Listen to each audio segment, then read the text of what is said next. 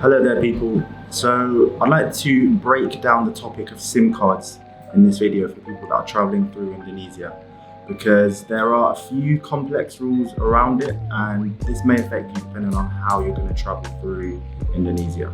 People that are planning to stay under 90 days can arrive at the airport and you can pick up a SIM card for a fairly decent price, roughly $10 US, something along those lines, and you'll be good to go for 90 days. They'll give you a month plan with the SIM card that you buy, so you can choose the package that you want. And yeah, this will give you a month's worth of data. If you're here for more than 30 days, that data plan will run out, so you'll need to either take it back to the street vendor or download the app that correlates with the SIM provider that you used.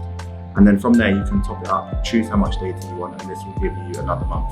The people that are staying for longer than 90 days is when you arrive in Indonesia, register your phone at the airport. It should be free. There are a few caveats to this. If you're registering IMEI, i.e. you're registering a phone which is worth more than $500 US, then I believe you will be liable to pay some tax, some import tax on that. If you've arrived 5 days prior, more than 5 days prior to the point at which you tried to register your phone, you'll also be liable to pay a late fee for that registry. Another point is that for key task holders, if you try to register your phone, you also incur a 30% charge for the value of the phone when you try to register it.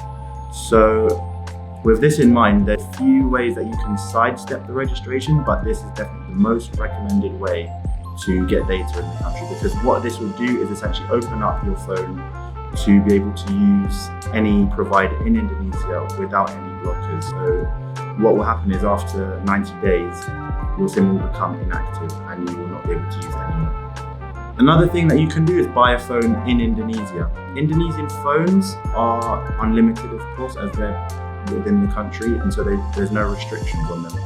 So what people do is either buy a new daily driver here. If you're planning to be here for a while, it may be worth investing in doing that because it has the least headache attached to it. Another option that I've seen a lot of people do is they buy a cheap phone and then use that as a hotspot.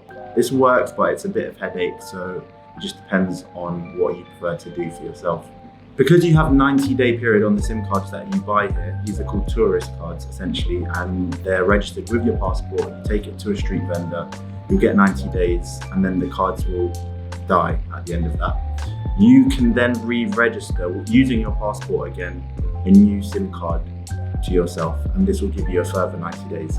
You can do this a total of 3 times with one network provider, and this will give you up to 9 months of usage with one network provider. After 3 registrations, that provider will no longer allow you to register with them. So you can then register with a new provider to allow yourself another 3 registrations. So this gives you a total of, well, another additional 9 months of SIM usage with that provider. Some things to note which are useful: if you leave Indonesia and then re-return, the registrations on your passport become reset. So essentially what this means is you would then be able to register again with the same provider that you have previously used and topped out. So for example, I've used XL here.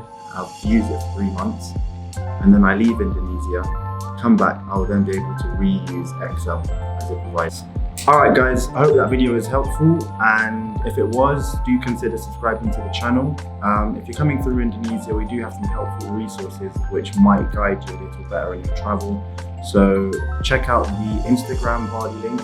Also check out our Telegram channel, which we do frequent giveaways for tickets, different events and informational things that are going on in the area.